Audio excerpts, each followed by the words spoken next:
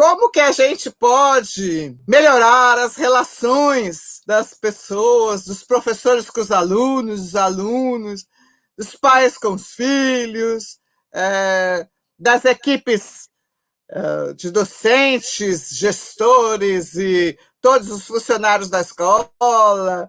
Como a gente pode, assim, colocar isso em prática num mundo onde as pessoas estão tão acostumadas a não se comunicar, nem se comunicam muito mal. Infelizmente, nós vivemos num mundo onde, na era da comunicação, as pessoas ainda estão precisando aprender a se comunicar direito. Então, vamos lá, Yuri. Conta pra gente aí um pouquinho desse seu trabalho bonito que você vem realizando. Bom, boa tarde a todos. Érica, em primeiro lugar, eu agradeço o seu convite para poder participar dessa live com você e com o Rodrigo, né?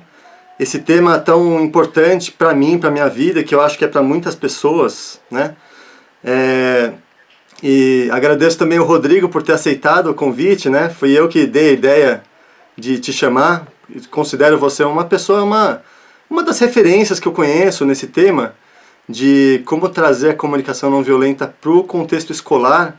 Então, é a primeira vez, né, que a gente está junto. E então, grato aí, é um prazer para mim estar junto com você também, Érica, uma educadora também muito experiente, muitos anos de experiência com pedagogia, trabalhando com educação de crianças e jovens. Então, é uma honra para mim estar com vocês dois aqui. E esse tema de como trazer a comunicação não violenta para as escolas é de extrema relevância. Eu tenho trabalhado bem intensamente com esse tema voltado para pais e mães, na relação de diálogo que pode existir entre pais e filhos. E tenho feito alguns trabalhos também nas escolas, alguns workshops, palestras, né, capacitando professores também em como trazer essa cultura do diálogo para dentro do contexto escolar. E eu acredito realmente que esse é um dos trabalhos mais importantes que nós podemos fazer. Ensinar às crianças desde pequenas os princípios do diálogo, os princípios da compreensão mútua, as habilidades de empatia, de compreender o outro, de se perceber, de perceber as próprias emoções, o desenvolvimento emocional que está dentro da comunicação não violenta, né? O desenvolvimento emocional está dentro da comunicação não violenta. E conheço algumas iniciativas bem interessantes, né, de escolas que têm projetos de como trazer um desenvolvimento emocional para as crianças dentro das escolas. E eu aprecio todas as iniciativas. Agora, o que eu já indo um pouco mais na resposta à sua pergunta, depois vou querer saber do Rodrigo também, das experiências dele, mas só fazendo uma introdução,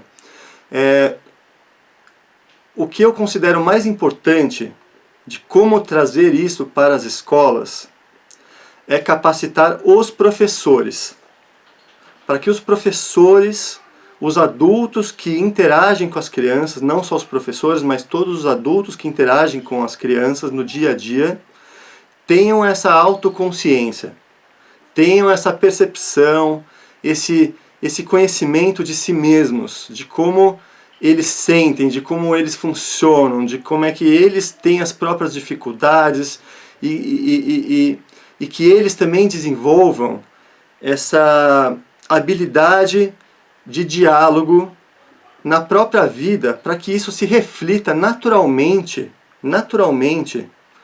e espontaneamente, porque é algo que vem deles, né? Reflitar espontaneamente na relação com as crianças.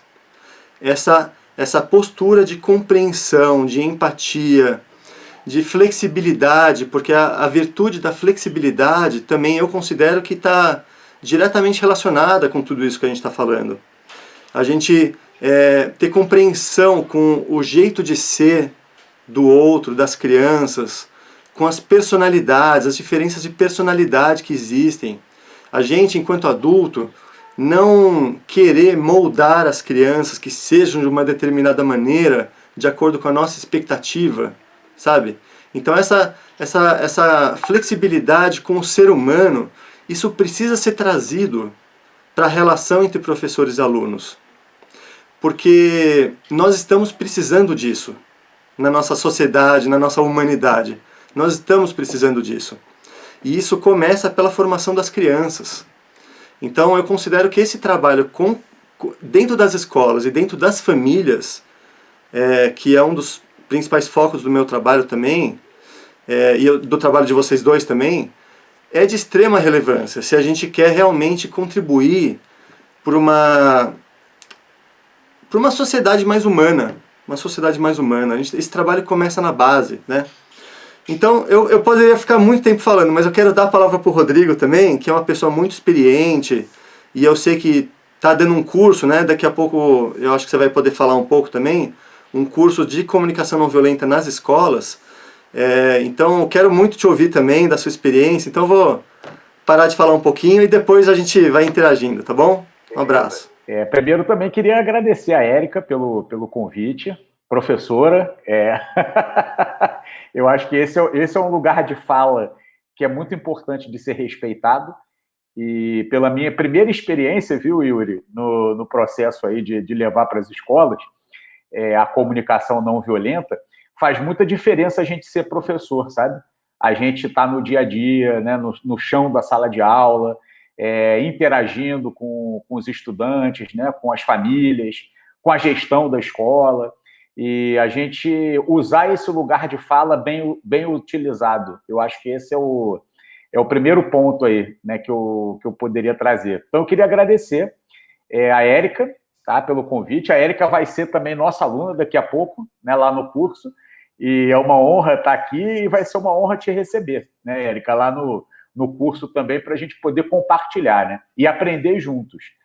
A comunicação não violenta, eu sempre digo isso nas vivências que eu faço e nas experiências que eu participo, ela é uma coisa que a gente não ensina, é uma coisa que a gente, na verdade, compartilha, né? Nós todos somos especialistas em compartilhar o nosso próprio processo. E o nosso próprio processo inspira o processo das outras pessoas também. Eu acho que é um pouco por aí, né? A não violência não é uma matéria de escola, né? A não violência é uma filosofia de vida, é uma postura, né? Então, eu acho que é bastante importante a gente pontuar isso daí. E queria falar também um pouco do Yuri. O Yuri, a gente começou a ficar amigo lá no treinamento internacional que nós fizemos, né, de comunicação não violenta. A gente teve a oportunidade de interagir bastante nas vivências lá propostas, né, Yuri? E a gente acabou se aproximando lá, também pela nossa identidade de propósitos. Eu acho isso muito bacana, né? O Yuri foi uma pessoa que me inspirou muito com o trabalho que ele já desenvolve lá. Ele teve a oportunidade de fazer, inclusive, vivências lá, num espaço que era para as pessoas que estavam participando trazerem um pouco do trabalho, né, que já fazem na comunicação não violenta e na disciplina positiva. E o Yuri também é uma inspiração para mim como pai, né, porque eu acabei de virar pai, né, a Zuri, a minha filha, fez 8 meses ontem, e eu iniciei uma nova jornada. A educação é uma palavra que tem muito a ver com a escola, mas tem muito a ver com as famílias também, né, porque as famílias educam. As famílias são o primeiro lugar de educação. E a escola, ela na verdade, reverbera, né? É muita coisa que as famílias já trazem, né? Já estão fazendo. Então, a educação, ela também é a educação da paternidade, né? E eu também estou entrando em contato com isso, e muitas das coisas que o Yuri compartilhou lá no nosso treinamento estão sendo muito importantes para mim hoje, né? Na minha relação com a minha filha e da forma que eu estou trabalhando em mim mesmo, né?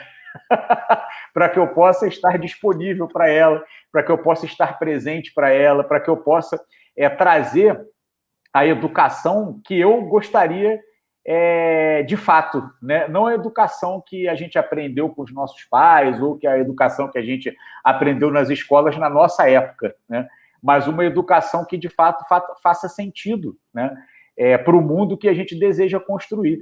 Então, eu agradeço muito, né, essa oportunidade aí que a Érica está proporcionando, que o Yuri também está proporcionando. Outro dia eu conheci o pai do Yuri, né, o Sérgio, a gente conversou bastante também, e eu já falei para ele aqui antes da gente começar, que eu estou aguardando a nossa parceria também, aí se aprofundar, né, para que a gente possa trabalhar juntos aí nesse processo de levar a CNV para as escolas. O Yuri tem uma família imensa. Ele tem uma família enorme, irmãos. O irmão dele também faz muitos sobrinhos, trabalhos com constelação, né, familiar, né? Então, isso aí. A nossa maior oficina de CNV é a nossa família, né? Isso, com certeza. Se a gente aprende a se escutar, a se acolher uns aos outros, se compreender, né? O quanto é importante isso para que a gente possa ser mais feliz, né? Ter mais alegria dentro da nossa casa. Comece dentro de casa. Com certeza. Com certeza. Né?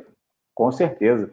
E aí eu queria, Érica, se você me permitir, reverberar um pouquinho o que o Yuri trouxe, e aí trazer até um pouco também de uma reflexão que eu acho que é importante para o nosso início de conversa.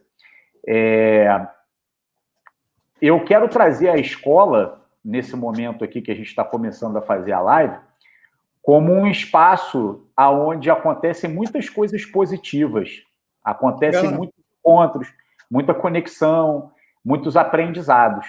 Mas eu também queria trazer a escola como um espaço de muita violência. Infelizmente, a escola ela tem que ser pensada também nesse lugar. Porque quando a gente fala de não violência, uma das primeiras coisas que a gente aprende é a gente tentar se comunicar a partir da observação e não a partir dos julgamentos e dos rótulos e dos diagnósticos. E, infelizmente, quando a gente entra na escola, a gente percebe que a escola ela trabalha muito com rótulos, julgamentos, diagnósticos. O próprio sistema onde a escola está ancorada hoje, é um sistema que distribui notas, né? É um sistema que distribui conceitos, é um sistema que aponta muito o que é certo e o que é errado. E isso é positivo em alguns aspectos, porque pode potencializar o aprendizado se for trazido para as crianças de uma maneira que não seja trágica. A grande questão é que a gente acaba confundindo resultados acadêmicos com as pessoas. E a gente acaba rotulando, julgando, diagnosticando, a começar pelos professores. E isso faz com que a vida ela não seja servida dentro da escola. Na verdade, a escola acaba moldando as pessoas de acordo com os julgamentos, rótulos e diagnósticos que os próprios educadores muitas vezes vão trazendo. E a não violência, ela tem o objetivo de quebrar esse mecanismo. E tudo que o Yuri trouxe é uma coisa muito importante para a gente começar a pensar qual que é o lugar da não violência e como é que ela chega na escola. Ela chega pelos educadores, ela chega pela gestão, ela chega pelas famílias. Porque o que a gente pensa hoje como pedagogia da conexão e como ambiente potencializador de empatia? É um ambiente onde a gente acolhe os erros, é um ambiente onde a gente não aponta certo e errado, é um ambiente onde a gente está preparado emocionalmente para lidar com as nossas próprias emoções. Então, o educador ou a educadora, eles têm hoje o papel de criar ambientes empáticos para potencializar o aprendizado. Isso não serve só para a gente emocionalmente, isso serve também para a gente potencializar o aprendizado. Porque já está mais do que provado, hoje, a gente tem acesso a esses conhecimentos que a gente não tinha, talvez, há 20, 30 anos atrás. A gente tinha acesso a conhecimentos pedagógicos. Paulo Freire, Montessori, né? Carl Rogers, mas a gente não tinha acesso aos conhecimentos da neurociência. A gente não tinha acesso aos conhecimentos da psicologia. A gente não tinha acesso a uma série de conhecimentos que hoje nós temos. E são conhecimentos que já estão aí há 20 anos. E que comprovam o que, por exemplo, Montessori dizia há quase 100 anos atrás sobre educação integral. Muitas coisas que são apresentadas hoje na educação, na verdade, são um museu de grandes novidades, como dizia o Cazuza. Um museu de grandes novidades, porque são conhecimentos que já estavam aí. Só que hoje eles encontram respaldo na neurociência. Hoje eles encontram respaldo na psicologia. Então já está mais do que comprovado que a empatia nos ambientes escolares, ela potencializa o aprendizado. Porque ninguém aprende pelo medo, pela culpa e pela vergonha. A pessoa decora. A pessoa aprende um procedimento, mas ela não aprende com o corpo inteiro, porque o ambiente não é acolhedor. Precisa sim existir um ambiente acolhedor para potencializar o aprendizado. E criar esse ambiente acolhedor é um papel dos educadores e das gestões das escolas. E isso é uma coisa que a gente vem trazendo, eu e o Yuri, né? A gente vem trabalhando nesse sentido, com as famílias, com a gestão, com a escola e com os estudantes, e principalmente com os educadores. Eu já tive a oportunidade de fazer trabalhos com todas essas instâncias, com todos esses níveis. Já fiz trabalho com gestão, já fiz trabalho com os educadores, já fiz trabalho com as pessoas. Eu acho que a Érica caiu, hein, Yuri? Nesse momento, né? Mas, enfim, vou continuar falando aqui até ela voltar, né? Então, eu estava falando que eu já tenho essa experiência, né, de fazer alguns trabalhos, né, com alguns níveis da educação, e eu percebo que muitas das coisas que nós trazemos, e eu queria até ouvir o Yuri sobre isso, só tem potencial de funcionar se, na verdade, todas as pessoas estiverem comprometidas, né, com isso e tiverem acesso a esses conhecimentos. Uma das coisas que me inquieta muito, e eu vou falar só isso para depois passar a bola para vocês, é quando as pessoas falam hoje de educação socioemocional, e existem muitos programas sobre educação socioemocional que as escolas às vezes compram ou que o governo compra para poder colocar nas escolas públicas, e esses programas acabam chegando nas escolas como se eles fossem uma outra disciplina. Então, os estudantes estudam matemática, estudam química, estudam história, filosofia e estudam habilidades socioemocionais, entre aspas, né? E aí acaba caindo num lugar onde empatia não é uma coisa que você sente, é uma coisa que você estuda. E aí você estuda a empatia numa aula, você treina a empatia numa aula, e aí depois, na aula seguinte, entra o professor de matemática e racha a turma no meio. Né? Começa a falar de nota, começa a dizer, bota todo mundo para fora de sala, começa a colocar todas as frustrações que ele carrega, às vezes da profissão, às vezes da própria escola, do relacionamento com os colegas, ele joga aquilo tudo dentro da turma, né? A turma joga de volta nele, porque falar de emoções não é uma coisa fácil, não é uma coisa que acontece do dia para a noite, então as pessoas realmente não estão preparadas para falar sobre emoções, não conhecem as emoções. Falar de emoções é difícil, né? É complicado, é um processo, né? Então, às vezes, acontece isso. E aí cai no vazio, né? Porque parece que falar de empatia é igual ensinar regra de 3, né? E, na verdade, não é. Então, eu acho que o grande papel que a gente tem como desbravadores dessa...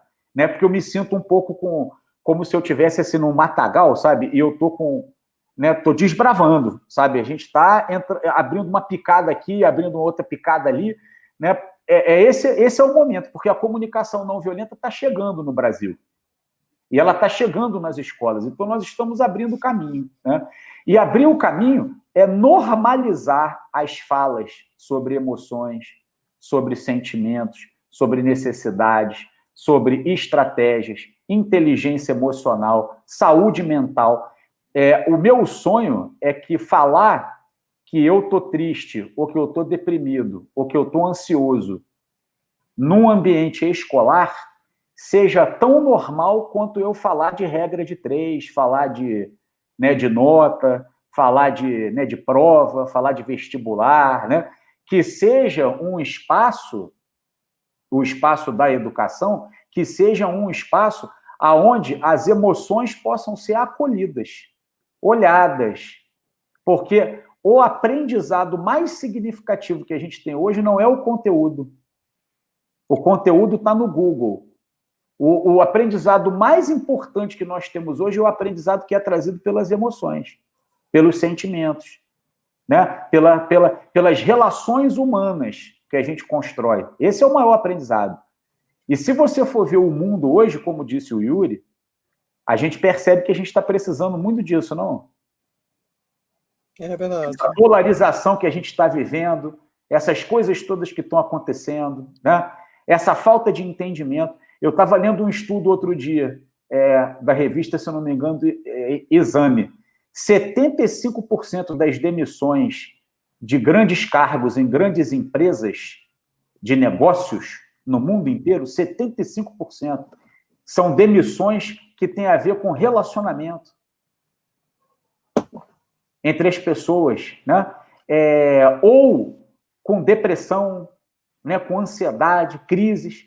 O Brasil é um país onde os professores são muito agredidos fisicamente nas escolas. É um país onde existem muitos professores que se afastam por depressão, por crise de ansiedade. Então, a gente é um país que precisa muito se aproximar das emoções, olhar para elas, perceber a forma como a gente se comunica, e disseminar essa cultura de paz. Isso muda o jogo. E é para isso que a gente está aqui. Mediar o conflito, harmonizar as pessoas, aprender a trabalhar com as emoções que são violentas, transformá-las em emoções mais pacíficas, né? Para que as pessoas possam conviver, né? Existem os 4 pilares da educação, segundo a Delors, na Unesco, né? Que é o aprender a fazer, aprender a ser e aprender a conviver. Desse aprendizado de convivência, né? O quanto é importante nós termos esse autoconhecimento e a empatia com o outro, né? Eu estou gostando muito do que vocês estão falando aí, viu? Eu acho que eu acertei no convite para falar desse assunto. Muito grata, Yuri, por ter indicado o Rodrigo. Estou achando muito legal, hein? Assim, a gente já tem uma pergunta aqui, ó. Uma pergunta da Letícia. Da Letícia Storch, a esposa do Yuri. Uma pergunta. Como fazer com comportamentos desafiadores ou alunos que desrespeitam os professores, em alguns casos, sem acompanhamento dos pais? Geralmente não tem mesmo acompanhamento dos pais. Eles fazem coisas nas ausências dos pais que os pais nem imaginam. Às vezes a gente chama o pai, nem na frente do pai e da mãe ele é um anjo. Um anjo, mas dentro da sala de aula, na frente dos colegas, é agressivo, bate, xinga. Eles não sabem administrar as emoções. Como fazer? Eu assim, vou falar um pouquinho. Tem um menino no primeiro ano passado, que ele batia muitos meninos, ele batia em todo mundo. E ele tinha um monte de razão para bater nos coleguinhas. Eu catei esse menino, eu dei um abraço nele. Falei, por que você está batendo no seu coleguinha? Porque ele fez isso, porque ele fez aquilo. Eu falei assim, mas olha, vem cá, vou falar com o seu coleguinha. Aí fui lá, ouvi o coleguinha. Aí, mas olha, escuta aqui, um escuta o outro, você quer. Esse menino se transformou. Ele amansou. Porque todo dia que ele estava naquela sala de aula, eu dava um abraço naquele menino. né? Então, assim, existem três formas da gente trabalhar. Agora eu quero ver o que vocês vão falar para a gente dessa pergunta. Yuri? Posso comentar um pouquinho? Pode. Eu vou chegar nessa pergunta, mas primeiro eu vou comentar uma coisa que você falou, Rodrigo. A Letícia completou aqui, ó. A Letícia falou assim, esclarecimento, como lidar com os alunos que são agressivos, né? E eu já falei pouco, tá? Vamos lá. Então, uma coisa que eu tenho visto, tanto quando a gente fala de ensinar empatia, a gente quer desenvolver essa virtude, essa habilidade da empatia nas pessoas, nas crianças, né? Esse é o nosso objetivo. A essência da comunicação não violenta é o desenvolvimento da empatia, né? É um outro nome da comunicação não violenta, é comunicação empática. É a essência da comunicação não violenta, né? E como ensinar, como trazer isso para as crianças? Né? O Rodrigo estava falando sobre programas que trazem como se fosse uma outra disciplina. E eu vejo que tem, assim, alguma serventia tem. Esses programas trazem experiências também, que podem trazer um vocabulário. Então, tem um valor. Mas o aprendizado realmente, ele acontece quando, nas situações reais do dia a dia. Não é no momento em que a criança não está precisando ter empatia pelo outro, que ela vai entender o que é a empatia, teoricamente. Ela vai internalizar a empatia quando acontece uma situação, quando ela vê outra criança com alguma dor, ou quando ela mesma está com alguma dor no sentido mais amplo, pode ser dor física, dor emocional, dor psicológica, por exemplo, e essa criança se sente acolhida, se sente compreendida, né? Sente a empatia de alguém por ela. Nesse momento, ela vivencia o que é o poder positivo que tem a gente se sentir compreendido. E isso desenvolve empatia, porque ela vai ter essa vivência. Ela vai ter empatia para oferecer para os outros também, quando ela recebe, né? Então, eu vejo que as grandes oportunidades que os educadores têm de trazer a empatia para as escolas é nos momentos em que acontecem conflitos. Não só conflitos, às vezes quando uma criança está triste por alguma situação familiar e o adulto tem a condição de oferecer um acolhimento, oferecer uma compreensão, né? Oferecer uma escuta. Então, nesse momento também, mas é que eu falo muito do conflito porque é o grande foco do meu trabalho, tá? Da minha contribuição profissional, inclusive, é trabalhar com os conflitos. Então, quando acontecem conflitos dentro das escolas, são as oportunidades de ouro que os professores têm de usar esse material. É um material de pedagógico. Usar esse material para trabalhar a empatia com as crianças e com os jovens. E aí, trazendo essa pergunta da Letícia, né, como lidar com comportamentos desafiadores, como lidar com uma criança ou um jovem que é agressivo, que tem um comportamento agressivo na escola. Então, a reação típica do adulto, do professor, do diretor, da gestão, é uma reação de punição, de exclusão, de rejeição a esse ser humano que está tendo um comportamento difícil. A tendência natural, eu não vou dizer natural, porque o próprio Marshall, que foi a pessoa que sistematizou a comunicação não violenta, ele não fala que esses comportamentos reativos são naturais, eles são habituais. São habituais, nós estamos habituados, porque o natural é a empatia. Então eu não vou chamar de natural, mas o comportamento habitual é enxergar essa criança agressiva como um inimigo. A gente cria uma imagem de inimigo. É um problema. É uma criança problema. É um jovem problema. Ele precisa ser excluído. Então, isso é violento. Isso é violento. Eu não estou dizendo que é fácil agir de forma diferente. Até porque eu não vivo no ambiente escolar como vocês dois. Né? Então, eu respeito muito as pessoas que têm dificuldade de lidar com isso.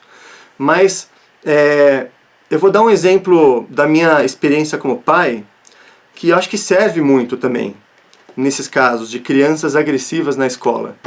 Quando eu vejo, por exemplo, um dos meus filhos, ou alguma criança, eu interajo muito com crianças aqui em casa, filhos de vizinhos, tá sempre cheio de criança aqui em casa, os amigos dos meus filhos, né? Então, assim, quando uma criança machuca a outra, a minha reação, que eu já tenho alguma noção disso, a minha reação não é ir pra cima da criança que agrediu e falar, como que você pôde, isso não se faz, não sei o que, você tá errado, errado, errado, errado. Né? Minha reação não é essa. Minha reação é cuidar daquele que foi agredido, em primeiro lugar. Cuidar, ver se está tudo bem, de forma empática, né? Acolher. E a criança que agrediu, ela está olhando. Ela está observando. Então, eu não estou indo para cima da criança que agrediu de uma forma apontando que ela está errada, assim, num primeiro momento. Porque isso causa resistência.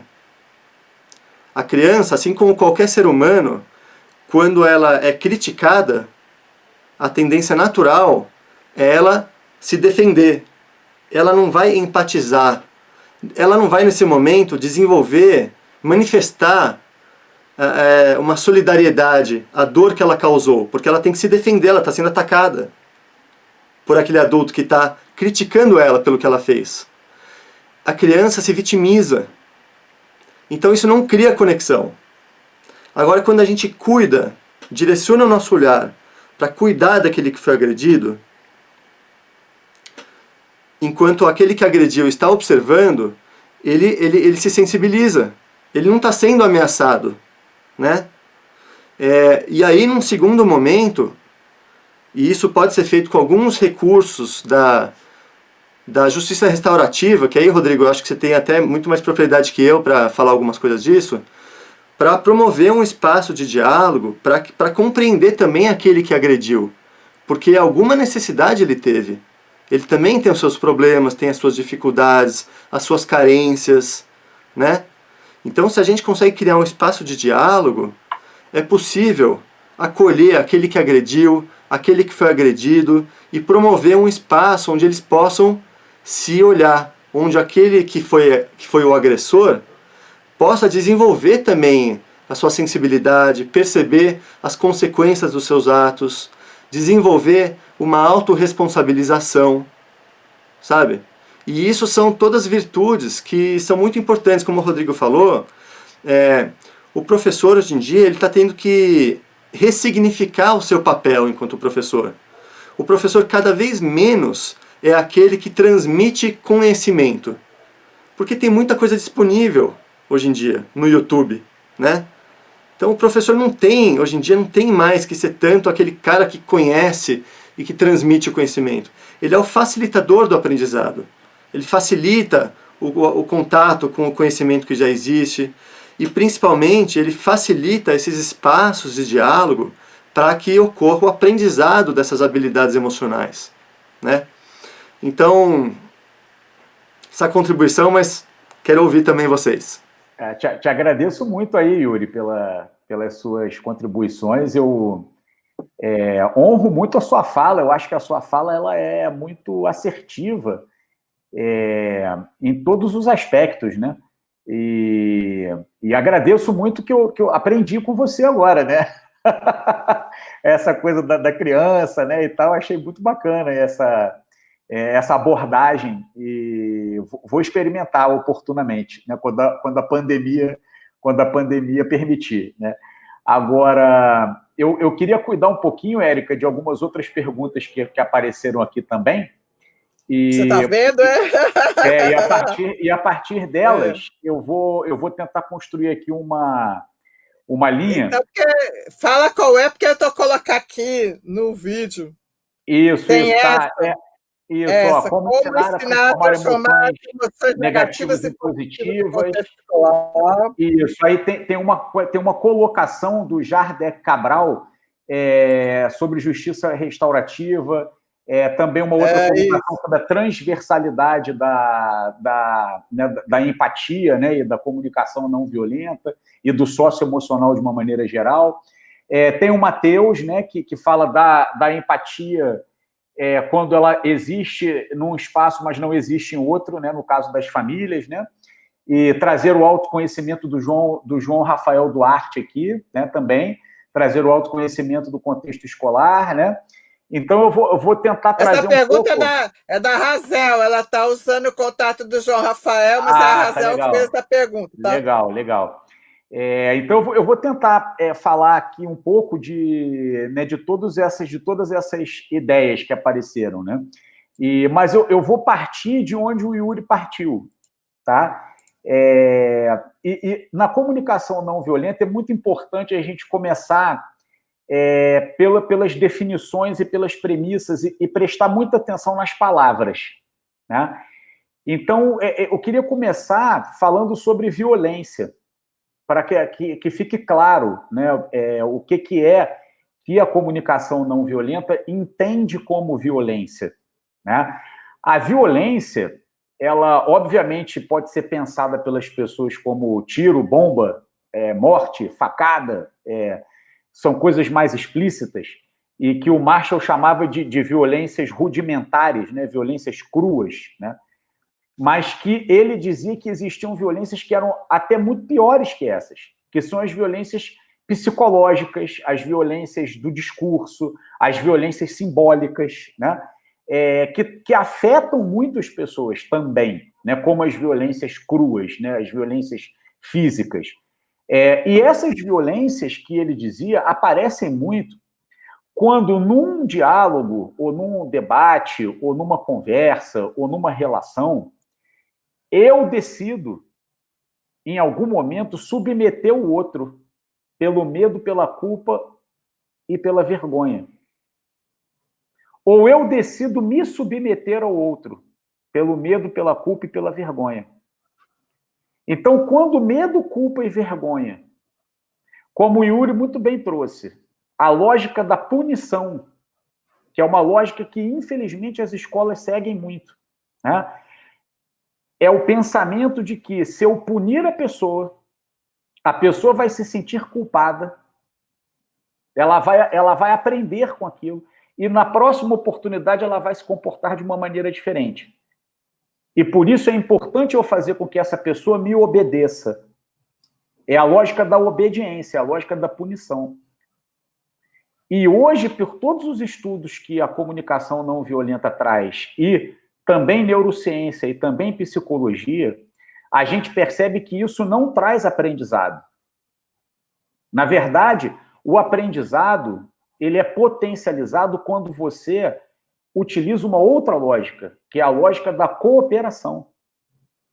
Quando Yuri trouxe, na fala dele, que a empatia, né, ela é algo natural, é verdade. A empatia, ela nasce com a gente. Ela precisa ser desbloqueada. E o ambiente tem muito um papel de desbloqueio. Os adultos que convivem com as crianças têm esse papel desse desbloqueio, né? Porque ninguém consegue dar o que não tem. Essa é uma máxima muito importante, né, da comunicação não violenta. Eu só consigo dar empatia se eu recebo empatia.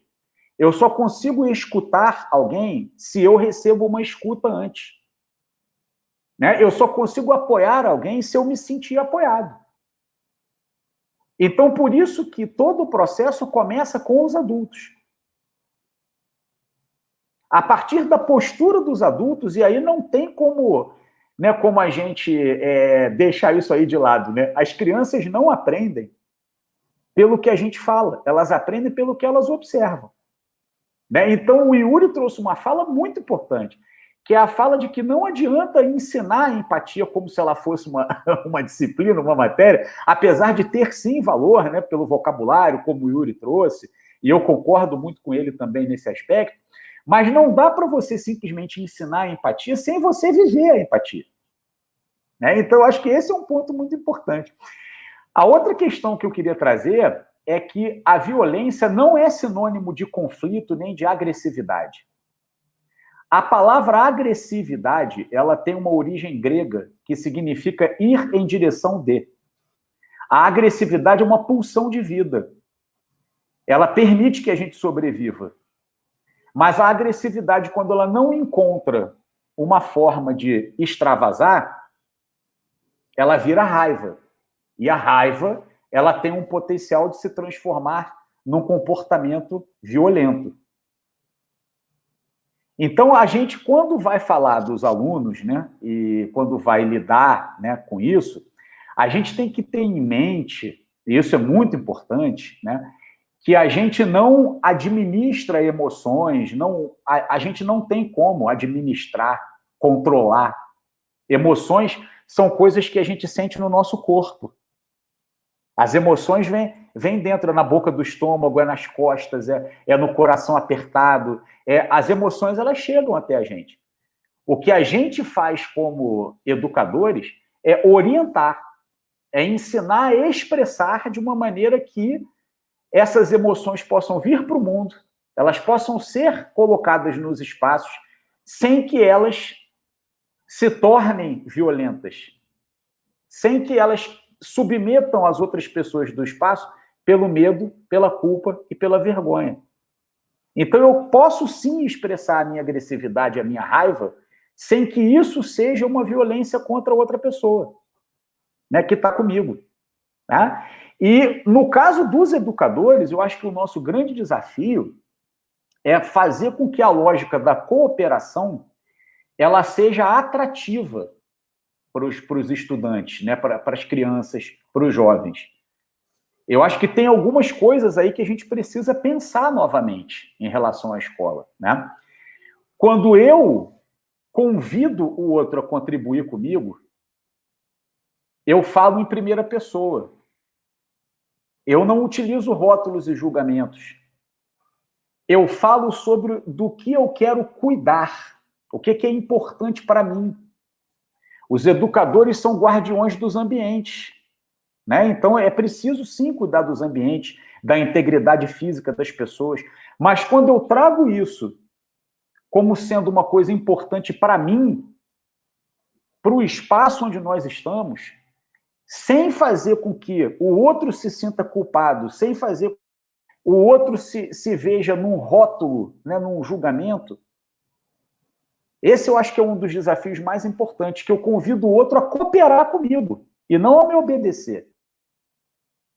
E aí, como é natural que ele queira cooperar comigo, porque a empatia é natural e a cooperação é natural, né?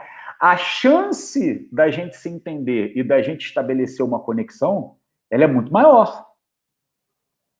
Né? Pela lógica da obediência, não, porque a lógica da obediência ela é baseada nos rótulos e nos julgamentos. É uma linguagem que desconecta. Então, a possibilidade dele se sentir agredido e reagir ou correr é muito maior. Então, a gente está falando de mecanismos cerebrais que são ativados em momentos de grande estresse. O cognitivo praticamente desliga e é ativado o mecanismo de defesa. Ou seja, eu me preparo para correr ou para fugir. Toda vez que eu sou agredido, que eu estou numa situação de ameaça, né? Eu vou correr, vou fugir, eu vou enfrentar, eu vou lutar. E aí eu não estou aprendendo quase nada ali, porque eu estou em mecanismo de defesa. Então, o que é a não violência? A não violência é você tentar trazer a lógica da cooperação acima da lógica da obediência. A não violência na escola. É você tentar trazer a empatia para o lugar da obediência. E aí, quando eu ouço uma fala, como as falas de vocês, né, como as pessoas estão trazendo, que um aluno é agressivo, ou que uma criança é agressiva, o Yuri sabe bem do que eu vou falar agora, essa agressividade é como se fosse a ponta do iceberg. Né? Essa agressividade, né, que quando ela é direcionada de uma maneira violenta, quando ela é expressada de uma maneira violenta, ela é a ponta de um iceberg. Uma série de necessidades não atendidas estão por trás daquilo ali. Quase nunca é sobre o que está acontecendo ali, naquele momento, naquele espaço. Quase nunca é sobre as pessoas que estão ali envolvidas naquele momento, naquele espaço. É um conjunto de necessidades não atendidas, o que é uma premissa da comunicação não violenta muito importante. Todos nós, seres humanos, estamos sempre atendendo a necessidade. E quando a gente se sente de uma maneira desconfortável, a gente sente sentimentos desconfortáveis, é porque as nossas necessidades não estão sendo atendidas. Quando a gente se sente de uma maneira confortável, com sentimentos confortáveis, a gente está atendendo às nossas necessidades. Então, quando eu me relaciono com um jovem, com uma criança, até com um pai, com uma mãe, com uma família, com um professor, eu estou me relacionando com as necessidades que essas pessoas estão trazendo. E é importante a gente separar também o que é necessidade do que é estratégia. Eu acho que esse é um conhecimento muito importante, porque nós estamos sempre querendo atender às nossas necessidades, sempre lidando com os nossos sentimentos. Mas nós temos estratégias diferentes. As nossas necessidades são muito parecidas. Os nossos valores são muito parecidos. Se a gente for parar para pensar, a gente quer a mesma coisa. A gente quer educar crianças que sejam autônomas, independentes, que tenham senso crítico, que saibam conviver, que saibam trabalhar em grupo, que saibam expressar suas emoções, que tenham autoconhecimento, que tenham firmeza, que sejam felizes. A gente quer a mesma coisa. Né? Só que as estratégias para a gente chegar lá é que são diferentes. E eu percebo que muitas vezes a lógica da escola é a lógica da obediência que se preocupa com o momento em que a agressão acontece, o momento em que a violência acontece. E aí trabalha-se em cima da punição. Mas o que de fato eu quero ensinar? Né? Será que eu consigo ensinar limites, convivência, expressar emoções de uma forma que não agrida o outro, quando eu agrido todo mundo? Quando eu me descontrolo? Quando eu grito com todo mundo? Quando eu sou agressivo na minha comunicação? Será que eu consigo, de fato, ensinar o que eu quero ensinar? Ou será que eu estou cuidando só do momento em que a violência aconteceu? Entende? Então, eu acho que isso aí é um caminho de pesquisa. Não existe uma fórmula, entende? Não tem uma fórmula. É a vivência, é o dia a dia. Mas começa com a gente. Começa com a nossa postura. Sim, precisa de prática. Muita. Exercício diário. Mas principalmente com a gente. Porque se eu considero que um aluno é agressivo, é violento, é chato, é problemático, é porque eu não tenho espaço para lidar com ele nesse momento. Eu, como educador, não tenho espaço.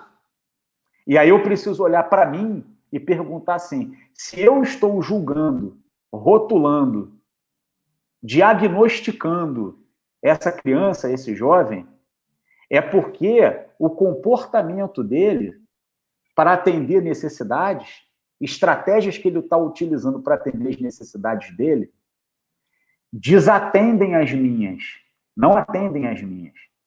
E aí tem uma coisa que é um pensamento da comunicação não violenta que vale ouro.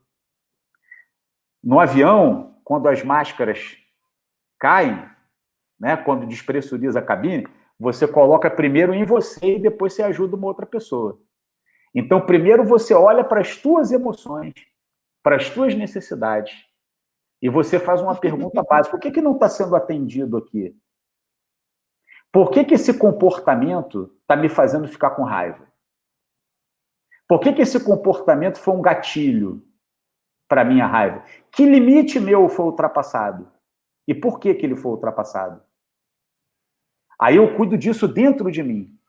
E depois eu vou auxiliar, apoiar esse jovem a cuidar das necessidades dele, perguntando também para ele de que outras formas você poderia se utilizar para expressar a sua raiva, a sua agressividade, que não seja batendo no seu coleguinha. Que outras formas, né? Você quer jogar a bola na parede? Beleza, isso tudo bem. A gente cuida do espaço aqui, a gente pode jogar a bola na parede. Você quer sair batendo com o pé? É importante para você sair e dar um grito lá fora? É melhor que você dê o grito lá fora do que você dê o grito aqui dentro. Entende? Porque todo mundo aqui é responsável por cuidar desse ambiente aqui, né? A gente constrói acordos aqui em conjunto para cuidar desse ambiente aqui. Entendeu? Então, primeiro, eu tenho que olhar para mim. A minha falta de espaço, ela cria um ambiente com falta de espaço. O meu espaço cria um ambiente com espaço. Montessori dizia isso há 100 anos atrás. A importância de se preparar o espaço para a educação. E quando ela falava de espaço, as pessoas ainda hoje pensam que é o espaço físico, né? Que eu tenho que comprar um móvel assim assado, que eu tenho que fazer isso porque a criança precisa da cama perto do chão, porque a criança precisa de espaço emocional dos pais. Começa com a gente, né? Quando a gente prepara o espaço interno nosso, a gente automaticamente prepara o espaço externo, que é o espaço da relação, onde a relação vai se desenvolver. É esse o ponto, né, chave? A gente identificar, primeiro, o que é violência. Segundo, a premissa da comunicação não violenta, que é todos nós estamos atendendo a necessidades. E todos nós temos valores que são muito parecidos. O que nos diferencia são as estratégias. E quando eu rotulo ou julgo alguém, é porque eu não estou com espaço interno. Eu preciso cuidar das minhas emoções primeiro, para depois eu poder me apresentar na frente de um grupo como facilitador da aprendizagem. Eu acho que você está respondendo a pergunta da Viviane aqui. Tem a pergunta da Viviane. Às vezes pretende orientar sem, contudo, agredir. Porém, quem recebe nem sempre compreende. Como conciliar o ensino formal com a prática da CNV, sendo possível a compreensão por aquele que a recebe? Eu acho que tem muito a ver com a postura, né, dos educadores, e também tem a ver com uma coisa que eu vou aproveitar para falar dessa pergunta, que eu acho muito importante para todos os profissionais. É preciso que a gente valorize a cooperação, a não violência, a paz, acima do que se valoriza hoje. Você já percebeu que em aula de história, até de geografia, e todas as outras aulas praticamente, a gente acaba valorizando as atitudes que são fortes, né? As decisões. A gente associa violência com emoção, com movimento, né? As pessoas adoram falar sobre guerra. Guerra, olha só, vai ser a Primeira Guerra Mundial. Quando eu não conhecia a não violência, a minha aula favorita era a Segunda Guerra Mundial. Vamos falar da Segunda Guerra.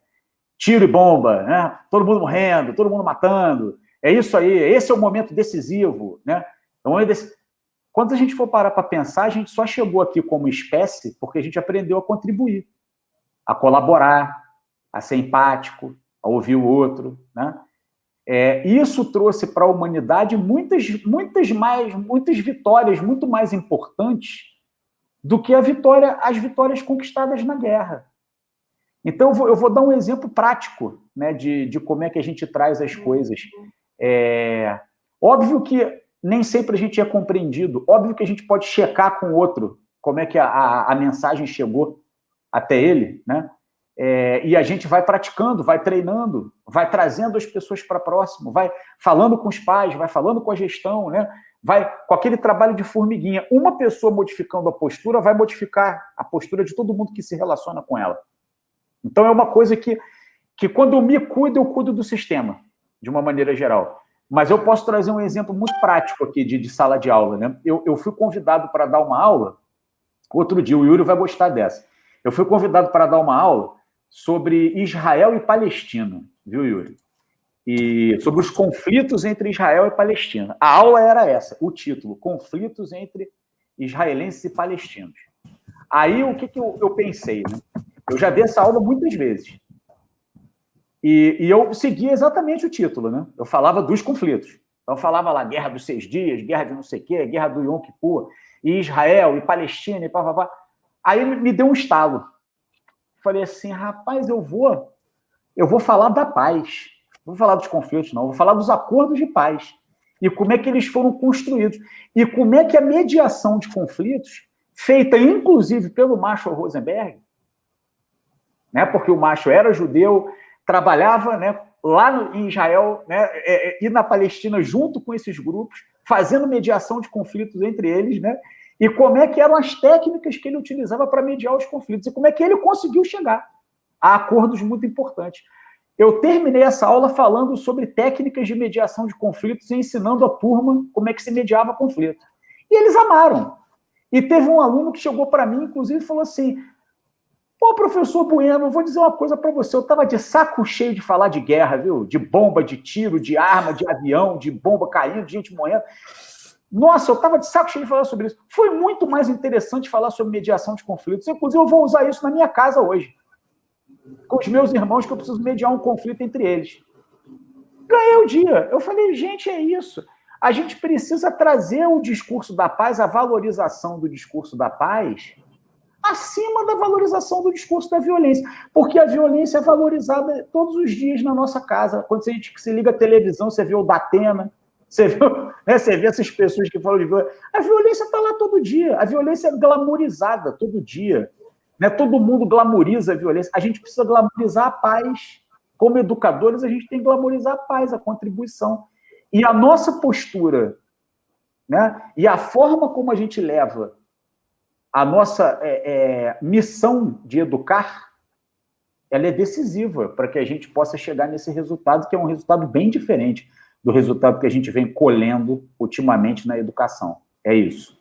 Muito bom. Érica, posso aproveitar? Yuri, aproveita essa pergunta aqui e dá sequência. Como trazer o autoconhecimento no contexto escolar? Deixa eu só fazer, antes de responder essa pergunta, vou dar uma de co-host aqui, porque eu sei que é um tema importante para você, especialmente, Érica. Então eu vou falar um pouco de uma experiência que eu tive e eu também quero levantar a bola aí pro Rodrigo contribuir também, que é em relação a políticas públicas, né? Outro dia eu estava dando um workshop de comunicação não violenta numa escola municipal de São Paulo. Segundo a pessoa que me convidou, que é a Gláucia, você conhece a Gláucia, amiga nossa, professora lá da escola, e ela na época falou que era uma das escolas mais violentas de São Paulo. E eu fui lá fazer um meio período, né, com os professores, tinha 50 pessoas na sala, e eu falando de empatia, fiz um exercício de compreender as necessidades do aluno e tal, e uma coisa que eu senti, foi uma coisa que me chamou a atenção, e eu percebi até como eu estava sendo um pouco ingênuo de esperar uma atitude dos educadores de compreensão, de empatia, porque a reação que eu tive desses educadores é que eles mesmos não recebem isso da própria gestão da escola. É um ambiente de muita violência nas relações entre os próprios profissionais dentro do sistema escolar. Então é um pouco... Eu acho que até um pouco ofensivo, não é que ofensivo, mas pode chegar como algo ofensivo a gente chegar com um discurso para os professores que eles precisam ser isso, precisam ser aquilo, sendo que eles mesmos não têm esse espaço. Eles não recebem isso. Eles são muito agredidos verbalmente, psicologicamente, tanto pelos colegas de trabalho, pelo chefe, como pelos alunos. Então é um ambiente hostil. Muitas escolas são ambientes hostis. Então eu fico me perguntando, assim, me fizeram essa pergunta e eu procurei ajudar um pouco, mas realmente eu me acho bem ignorante nesse sentido.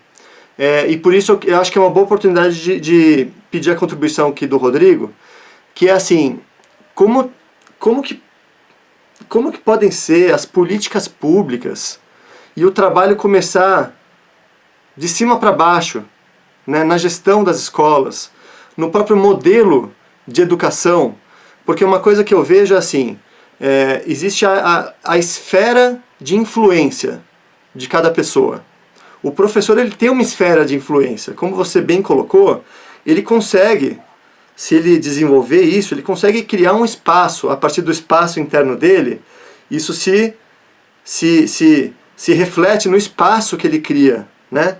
Então ele tem um potencial de atuação, mas é limitado. O sistema de notas, né, o sistema de avaliação, a forma como a grade curricular é organizada, a disposição física dentro das classes, dentro das salas, tudo isso são coisas estruturais, né, que muitas vezes estão fora do alcance do educador. Então, como é que pode ser trazido todo esse princípio da não violência para as escolas, considerando essas várias instâncias, né? Então, Érica, eu vou te pedir, não sei se eu estou colocando uma pergunta aqui, mas se você puder depois colocar de novo essa pergunta que você leu agora há pouco, que eu quero contribuir também, mas eu achei importante trazer isso agora. É como trazer o autoconhecimento no contexto escolar.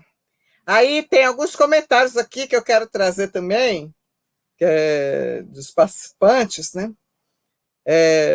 A Viviane, é isso mesmo, professor. Onde está o seu tesouro, ali está o seu coração. Estejamos em paz. Aí tem aqui a minha coordenadora pedagógica que chegou, né? Está aqui na nossa live. Ela faz uma formação com CNV bem legal, viu? Assim, nós temos na escola municipal formações pedagógicas semanais com os professores, né? Maravilhosa reflexão, a CNV deve fazer parte do currículo escolar. Aí, ela está falando também da sua colocação. Infelizmente, a colocação do Yuri faz sentido e é real, né? Que os gestores também precisam fazer parte da formação, né? Eu vejo muito assédio moral de gestores com educadores, é difícil, né? Então, eu vou falar assim que eu botar meu comentário aí, isso aí, precisa fazer parte da formação da equipe escolar como um todo. Então, é uma mudança de cultura, né? Que é necessário ser feita. Existem coisas que são consideradas certas na forma de se relacionar gestores com educadores, educadores com alunos, gestores com alunos, inspetores de alunos. Existem alguns procedimentos que não são dentro da CNV, e eles são rotineiros, né? Como se trabalhar com determinados comportamentos, como colocar limites, ao invés de construir um novo paradigma, né? E assim, algumas escolas já estão conseguindo, mas a gente está dentro de uma grande infraestrutura, né? Que às vezes nos coloca num trilho, né? E aí, assim, agora nós temos a educação na escola integral, a educação integral, né? Com projetos maravilhosos que nós podemos desenvolver e estamos desenvolvendo na escola onde eu estou, uma escola que se destaca das diversas escolas por onde eu já passei. Essa é uma construção colaborativa. Muito ainda temos que caminhar. Meu sonho é ver o Yuri entrando lá para fazer uma oficina com nossos professores, nossos educadores, e também com os alunos, sabe? Eu vejo que é tão importante ter essa conversa com os alunos. Alguém que vem de fora, um estrangeiro, assim, que entra e fala com os alunos coisas que são tão óbvias, mas alguém tem que falar, porque, apesar de serem óbvias, nem todo mundo consegue enxergar, né? Como fazer para sair do círculo vicioso e entrar num círculo virtuoso de boa relação, né? De cultivar a paz na forma como a gente age e reage. E sinto que, conforme a gente pratica, nós mudamos a nossa forma de reagir. Eu vejo isso. Porque quanto mais consciência a gente tem, quanto mais a gente aprende, como a gente busca o conhecimento, né? Porque essa primeira vez que eu ouvi falar de CNV, eu era adolescente, estava fazendo curso para ser professora de yoga. E fui ter contato com o Mahatma Gandhi, a não violência, né? E assim, quantos anos precisei caminhar para conseguir chegar a entender hoje que a CNV está trazendo para nós de novo, né? Assim, a volta da espiral do mundo. E assim, são coisas muito antigas. Existem alguns líderes espirituais que falam isso para nós, né? E como a gente colocar isso em prática, né? Se defender sem ofender, a gente mudar a nossa forma de agir, de reagir, que é isso que eu falei, né? Então vamos lá, Yuri. Então, puxa esse fio. Não, eu tinha levantado a bola para o Rodrigo falar sobre as políticas públicas, de como trazer isso para todos os níveis políticas públicas, né? Elas estão mudando. Eu vejo que já está começando a trazer a CNV para dentro da escola. A CNV está entrando nas escolas, graças a Deus. Já faz bem uns 6 ou 7 anos que eu vejo que eu tenho vontade de trazer a CNV para dentro da escola. E agora ela começou a entrar. E eu quero ver isso chegar nas políticas públicas. Eu, como pré-candidata a vereadora na capital de São Paulo, quero ser uma grande incentivadora disso. Assim, tem outras coisas que eu venho trazendo, assuntos para a gente conversar em lives com pessoas especialistas que sabem mais do que eu, para somar comigo. Então vamos lá, Rodrigo. O que a gente pode fazer para trazer isso para a política pública? Eu acho que a pergunta do Yuri me remeteu a uma imagem que o Marshall trouxe num dos livros dele, né? Não sei se você já ouviu essa dele, o Yuri, que ele entra num rio para salvar o bebê que tá se afogando, né? E aí depois ele salva um bebê, né? Aí ele percebe que tem outro bebê vindo que está se afogando, e aí ele salva aquele outro bebê, aí depois ele salva 800 bebês, né? E os bebês não param de chegar. E aí ele resolve subir o rio, né? Para poder ver quem é que estava jogando os bebês na água, né? Eu acho essa imagem muito boa, né? Que é você ir direto à fonte, né? Você ir direto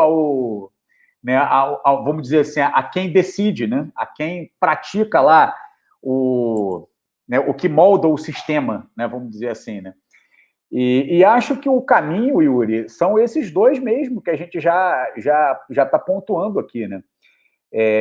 Concordo muito com você quando você traz que quando você vai falar de empatia numa escola, você muitas vezes observa que o ambiente é hostil mesmo, porque soa como mais uma coisa que o professor tem que fazer diante de muitas outras que ele já tem que fazer, né? É mais uma habilidade que estão dizendo para ele que ele não tem e que ele tem que ter, né, a partir de agora.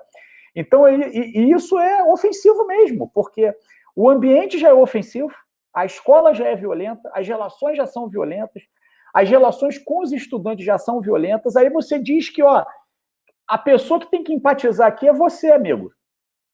Aí o cara vai te jogar a pedra, né? Porque e é o que eu falo para muita gente que facilita a comunicação não violenta, como a gente, né?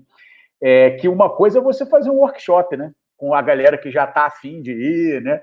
Que já quer, né, quer pesquisar sobre, que já tem uma vivência.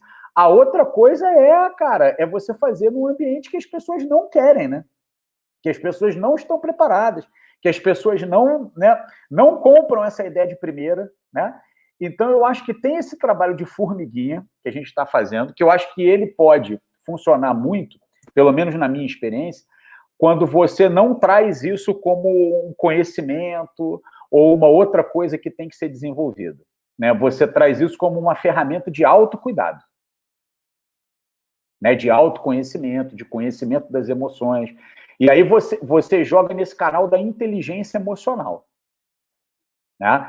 E o quanto a inteligência emocional ela é importante, né, para a sua saúde em geral. E aí eu quando vou facilitar com os professores, eu sempre digo isso. Olha, isso aqui é uma oportunidade de vocês terem um dia a dia mais leve, né? De vocês amanhã não se afastarem por depressão, por crise de ansiedade, né? Isso aqui é uma ferramenta importante que tem um potencial de mudança gigante, mas que começa com você. Mais uma vez, eu pontuo isso, começa com a gente, começa com você, né? Começa com esse cuidado, com esse autoconhecimento. Ok, esse é o primeiro ponto. O segundo ponto, e essa foi uma discussão que você levantou, né? Eu estava lendo o nosso grupo lá de comunicação não violenta, que a gente faz parte lá no WhatsApp, você levantou essa discussão a partir de um texto do Pedro Consorte, né? Sobre o sistêmico, né? O nível sistêmico da comunicação não violenta, né? Que quando você não atua no nível sistêmico, você está usando a comunicação não violenta como um narcótico, né? Isso é verdade até certo ponto, mas não é até certo ponto. Porque você cuidar de você é você cuidar do sistema, né? Você ter espaço interno para empatizar, para escutar as pessoas, você já está cuidando dos ambientes onde você está inserido. E você já está cuidando do sistema de uma maneira geral. Ok. Mas existe sim essa dimensão, que é a dimensão da esfera pública. E aí eu acho que esse trabalho, que eu e você, né, e outras pessoas que estão desenvolvendo também aqui no Brasil, ele é fundamental, né? Porque a gente vai abrir espaços para falar com as pessoas que decidem. Porque se a gente for esperar que o Estado, sozinho, Estado como entidade, né, sozinho, ele chegue à conclusão de que a não violência ela tem que fazer parte das relações educacionais, a gente vai esperar sentado durante muito tempo, vai virar caveira e vai morrer. Porque o Estado é um agente da violência, né? Em 99% das atuações do Estado, o Estado é o agente da violência. O Estado, ele promove a violência, ele joga na lógica da violência. O Estado deseja que a escola seja uma escola de doutrinação, uma escola de obediência, né? O Estado acredita nessa lógica. Só que o Estado é formado por pessoas. E as pessoas não suportam essa lógica, a verdade é essa. Tanto é que toda vez que a gente comete uma violência, a gente tem que justificar. Você já parou para pensar? A violência não é natural. Toda vez que a gente comete alguma coisa violenta, a gente bota a culpa no outro, a gente diz que foi o sistema, a gente diz que foi isso, que foi aquilo, a gente precisa justificar. Então, as pessoas já não aguentam mais jogar nessa lógica. No nosso curso, que vai acontecer agora em 15 e 16 de agosto, para educadores, eu estou tendo a oportunidade de receber a Érica, com muita honra, e estou tendo a oportunidade de receber também gestores do setor público. Né? Vai ter uma pessoa de Brasília, né, que já se matriculou, que vai fazer o curso, porque essa pessoa, ela presenciou, e ela me explicou por que ela está fazendo o curso, ela presenciou um caso de suicídio de um professor que trabalhava com ela, né, numa escola de Brasília. E aquilo mexeu muito com ela. E ela começou a pensar no nível sistêmico, o quanto que o sistema contribuiu para que essa pessoa utilizasse essa estratégia para se livrar da dor dela, né? E o quanto ela, como gestora, assumia a responsabilidade, né, sobre tudo isso que tinha acontecido também. E eu empatizei com ela, estou ajudando ela a lidar com essa culpa, que é uma culpa do sistema, né, mas que, como parte do sistema, ela também sente, né? E aí eu acho que é por essas pessoas que têm o poder de decisão, né, a gente conseguir chegar nessas pessoas, como o próprio Marshall ensinava, né? Cara, se você chegar nessas pessoas e você falar para elas dessa forma, sem acusá-las, sem responsabilizá-las sobre o sistema, mas chamando a atenção delas para uma outra lógica, e que é possível, né, jogar o jogo nessa outra lógica, aí o potencial de mudança ele existe, né? Também desse outro lado.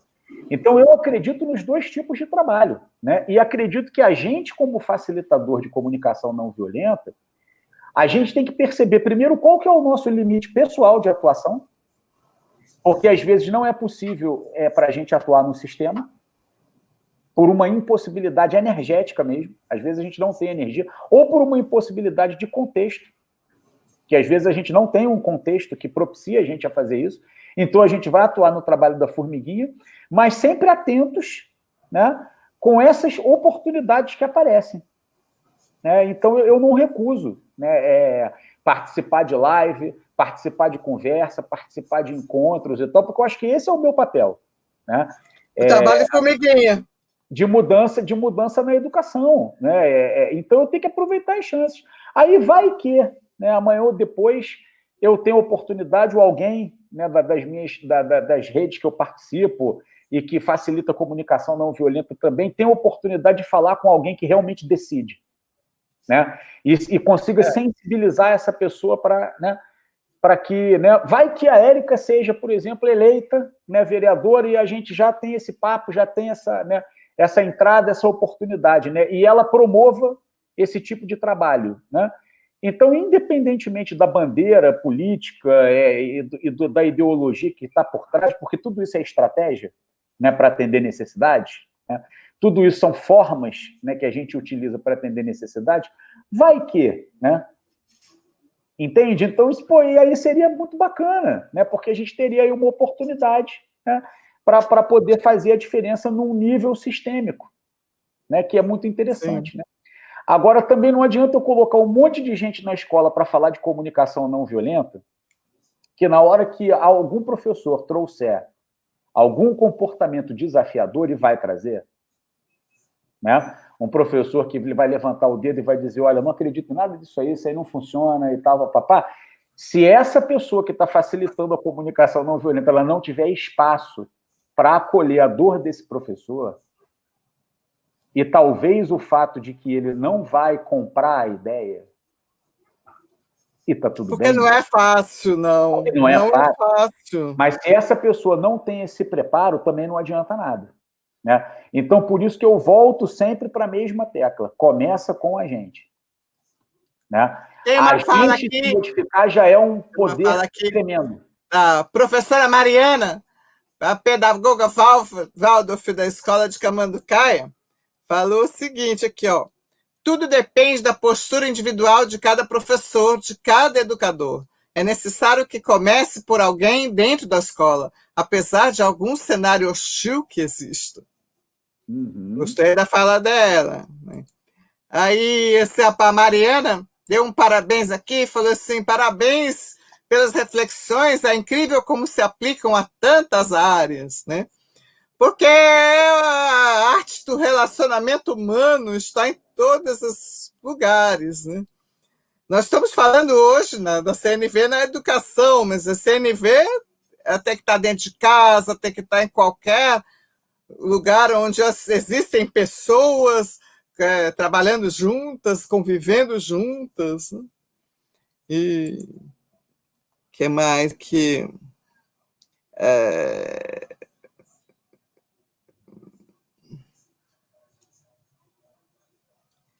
Falaram da matriz curricular, que a cultura de paz chama de matriz curricular, e não A grade Loló curricular. Ferreira, que já foi vereadora em Santo André, está Isso. trazendo aqui que ela conseguiu algumas vitórias lá. Né? Hoje tem a jornada Gandhi lá em Santo André. Gostaria até de conhecer. Paz, né? Círculos construtores da paz, né? É sobre isso que nós estamos falando, né? Santo André, jornada Gandhi. Então, muito bem, Loló, gostei das suas palavras, Loló Ferreira, bem-vinda, né? Então, é isso que eu penso, sabe? Porque a gente abre a porta. Então, uma coisa que eu falei no PDT, com o pessoal que está construindo o plano de governo do partido, nós temos que pensar que a longo prazo, que independente da pessoa que ocupa o cargo político, nós temos que plantar sementes de árvores frondosas que cresçam firmes, com raízes profundas e galhos imensos, que floresçam ao longo das gerações, para os nossos filhos, para os filhos dos nossos filhos, independente do partido, independente do político que for eleito. Mas aqueles que estão sendo eleitos, que chegaram a ter o poder na mão para fazer, precisam fazer pensando que tem que ser coisa que a longo prazo. Que nós passaremos, né? Nós passaremos, mas o mundo está aí. Nós temos que pensar na sustentabilidade da paz no mundo. Construir com alegria, com firmeza, com esperança, com fé, né? E nesse sentido, a gente está aqui assim, junto, né? Junto, um mais um é sempre mais que o dois, como fala a música, né? Então, juntar as nossas forças para repartir melhor o pão, né? E então, agora sim, minha gratidão por essa conversa. Que vontade de fazer essa conversa durar mais 1 hora, 2, 3. Estou muito feliz que eu me inscrevi no curso do Rodrigo. Muito grata, Yuri, pela indicação. Assim, muito bom. Assim, eu quero ver a prosperidade de quem está disposto a plantar, a zelar, a arar a terra, a molhar e fazer essa semente crescer, frutificar, florescer no mundo. Então, vamos assim passar para nossas considerações finais, né? Quero ouvir assim, o Yuri vem fazendo um trabalho nas escolas também, vem fazendo algumas oficinas de justiça restaurativa, de conciliação. Eu percebi que a justiça restaurativa também está dentro da sala de aula, né? Quando a gente vai fazer a mediação do conflito, gostei do que você falou. Vou procurar primeiro aquele que sofreu a agressão, mas é isso que eu faço sempre. Vou lá, acalmo a pessoa, né? Acalmo aquele aluno, aquela criança, acolho essa criança no meu colo, no meu abraço. Depois eu vou lá naquele que está agredindo, que também merece meu atenção, né? E então, vamos lá. Agora para as considerações finais, com a minha gratidão e minha alegria por esse momento, ao meio-dia do dia 6 de agosto. Bom, agradeço pela oportunidade. Eu aprendi muito aqui com vocês dois, né? Então, sempre é um aprendizado. E espero ter contribuído com alguma coisa, né, com vocês e com as pessoas que estão aqui nos assistindo. E desejo muito êxito para as suas iniciativas, Érica, de trazer isso para as escolas. Então desejo muito êxito para você, espero que você seja vitoriosa no empenho que você está colocando nesse trabalho. E para o Rodrigo também, eu ainda quero me aproximar mais de você, da gente trabalhar junto, a gente já tem alguma amizade, né? Mas teremos outras oportunidades, se Deus quiser. E eu desejo êxito também nesse curso que você está dando lá pela Connect, que são pessoas também que eu não conheço pessoalmente, mas que eu já Já observei um pouco do trabalho das suas parceiras lá, e então é um trabalho muito bonito também, né? Esse curso que vocês estão oferecendo. Então, espero que seja muito benéfico, que você consiga contribuir muito para essas pessoas que vão participar do seu curso.